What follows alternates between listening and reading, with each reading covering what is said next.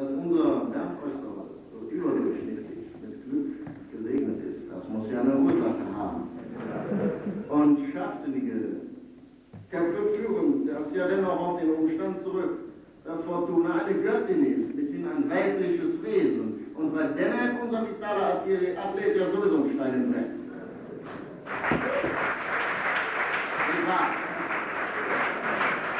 Nur ein kleines Beispiel, nur eins.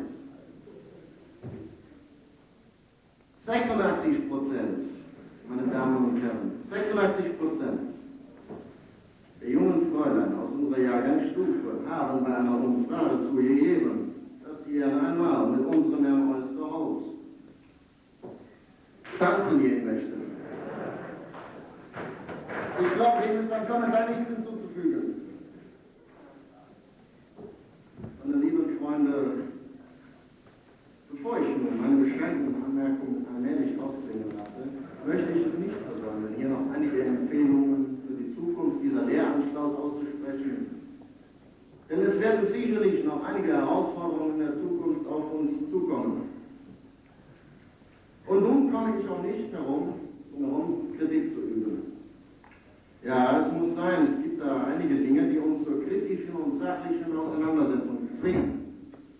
Unser Ziel ist es, sicherzustellen, dass unsere Schule auch in den nächsten Jahren am Bildungsmarkt unterkommen wird. Unsere Schule hat ja auch einiges zu bieten. Wir müssen uns auf unsere Fähigkeiten und unsere Qualitäten selbstbewusst besinnen und schon in allernächster Zukunft unsere Interessen aggressiv am Markt durchsetzen. Und nun komme ich zu der Kritik, die ich, das Wohl der Schule im Auge, leider an niemandem ersparen kann. Ich wende mich hierfür direkt an Oberstudiendirektor Herrn Bernd Oesterhaus. Ich muss darauf bestehen, dass diese Schule in der Öffentlichkeit stärker als dies bisher geschehen ist, ihre Vorzüge den Konkurrenzunternehmen im erzbischöflichen St. Ursula Gymnasium gegenüber deutlich macht. Anderenfalls wird die Frau Direktor Strack vom Nonnenbunker, wie wir sagen, noch ins Fäustchen lachen und sich im Hinterstübchen denken. Bescheidenheit, mein lieber Bernd Oesterhaus, ist eine Zier, doch weiter sind sie mir. Und das wollen wir nicht. Deswegen müssen sofort dynamische Maßnahmen ergriffen werden, die unsere Marktanteile schätzungsweise um 30% auf 90% erhöhen werden. Die Analyse der Marktstrategie des Nonnenbunkers erhebt, dass die Reputation dieses Unternehmens sich auf Begriffe wie Keuschheit, Frömmigkeit und Vergeistigung stützt. Auf diesem Felde profitieren die Ursulaner über eine jahrelange Erfahrung, die ihnen auf diesem Sektor einen Vorsprung bis in die 90er Jahre hinein sichern. Was ist zu tun? Das fragen Sie mich und ich sage es Ihnen. Als Fachmann weiß ich, dass unser Image, so sagen wir für den Jugend, noch attraktiver gestaltet werden kann, als es ohnehin schon ist. Die Schritte, die bisher in diese Richtung unternommen worden sind, weisen in die richtige Richtung. Ein Lob den Verantwortlichen. Sie haben sichere Marketinginstinkte bewiesen. Lassen Sie mich mein Konzept erläutern. Es gilt, wie wiederholt ausgeführt, kostengünstig das Notwendige zu tun. Die Grundsätze, die dem Nonnenbunker und dem Max-Ernst-Gymnasium andererseits unterlegt sind, schließen einander aus und sind völlig unvereinbar und sind einander diametral entgegengesetzt. Während wir Lebensfreunde und Vitalität großgeschrieben sind, eine Jazzband-Pro, die dem Max-Ernst-Gymnasium Freunde in der ganzen Welt erobert, ist es völlig unvorstellbar, dass jemals die getrübten Gemüter der armen Schülerinnen, die in der Kaiserstraße zur Schule gehen müssen, durch fröhliche Musik erhellt werden. Denn Negermusik, wie das Management des Nonnenbunkers betont, stört das Gebet.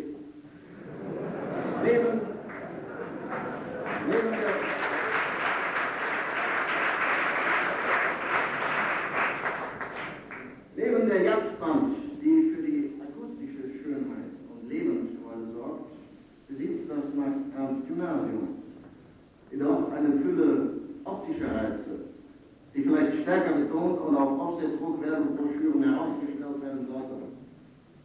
Er wäre zu meinen, der reine Schulbau ist solcher. Dieser brachte die Diplom-Ingenieur Peter Bußmann im Kölner Architekturpreis 1968 ein. Er ist ein vorbildlicher Schulbau, gleichzeitig provisorisches Bürgerzentrum der Stadt Brühl für Theater, Konzerte, Ausstellungen und gesellschaftliche Veranstaltungen. Vor dem Gebäude und im Inneren sind zahlreiche Römersäule, Grabsteine aus römischer und fränkischer Zeit sowie Betonabflüsse weiterer historischer Funde aus dem Brühler Raum zu sehen. Und das auch noch gratis. Erwähnenswert auch das schöne Treppenhaus, das Max Ernst gemacht. Bernd Eusbaus entschied richtig, als er die lästigen Kreidetafeln, die den Blick auf dasselbe verstören, abschaffte. Meine Damen und Herren, in den großen Pausen verwandelt sich das Treppenhaus immer in einen blühenden Weinberg. Und man braucht nur einen Blick ein wenig schweifen zu lassen und schon entdeckt man so manches lecker Früchtchen. Da stehen die Trauben dann in voller Reife. Und die Herren der Schöpfung vermögen sich dann gar nicht auszumalen, dass jeder einzelne dieser saftigen Bärchen noch mit der Fruchtpresse gekeltert werden muss. Ja. Sie sehen schon, auf welche Besonderheiten bei uns der Akzent mit Blick auf den Publikumsgeschmack gelenkt werden muss. Überhaupt war das Max-Ernst-Gymnasium doch immer seiner Zeit weit voraus. Kommt doch diese Bistrakterie und erzählt etwas von Politik der Zärtlichkeit, als ob das etwas Neues wäre. Dabei wird doch schon seit je am Max-Ernst-Gymnasium Bildungspolitik der Zärtlichkeit praktiziert. Was das so im Einzelnen ist, das muss bei der öffentlichen Selbstdarstellung freilich offen gelassen werden. Denn die jungen Leute sollen sich erstmal anmelden und dann gucken wir weiter. Meine sehr verehrten Damen und Herren, ich weiß nicht, was bei den Einzelnen heute Mittag auf dem Mittagstisch stehen soll. Bei der einen Familie mag es ein rheinischer Sauerbraten sein, mit Blößen oder einer pikanten Soße. Sei es, wie es sei. Auch wenn bei einer weniger begüterten Familie, das ist ja nicht unbedingt schlimm, nicht wahr? Vielleicht lediglich Kartoffelpüree mit zerlassener Butter auf dem Tisch steht. Sie werden mir sicherlich alle zustimmen, wenn ich die These aufstelle, dass man in jedem Fall schmeckt, ob etwas mit Liebe gekocht worden ist oder nicht. Wenn nicht, dann sind meistens kleine Sachen verräterisch. Ich denke zum Beispiel an Kartoffeln, die man vergessen hat, zu salzen. Wir Schüler sind jedenfalls hier am Max-Ernst-Gymnasium mit Liebe erzogen worden, wie man sicherlich nicht abstreiten kann. Damit kann man wirklich Werbung machen. Um unserer Schule stets in Erinnerung zu verbleiben, meine sehr verehrten Damen und Herren, haben wir beschlossen, ein kleines Vermächtnis zu hinterlassen. Sie wissen, Tradition wird bei uns großgeschrieben. Und dementsprechend knüpfen wir mit dem Akt der Überreichung eines Abiturhuldigungsgeschenkes durch die Jahrgangsstufe an das Max-Ernst-Gymnasium an die von unseren Vorgängern ins Leben gerufene Sitte ein Bild zur Verschönerung der Eingangshalle zu stiften. Gerade hier, da sieht man auch mal wieder, wie sehr es uns doch gelungen ist, die vorhergehende Abiturientia in Leistungsfähigkeit und Qualität zu überflügeln. Denn wir benutzen keine billige fassaden Farbe, sondern im künstlerisch gestalteten Objekt gemäß feine und leuchtende Ölfarbe. Und außerdem gewährleisten wir, dass man wenigstens erkennt, was es überhaupt sein soll. Nicht nur ein Restaurant hat doch keinen Zweck. Wir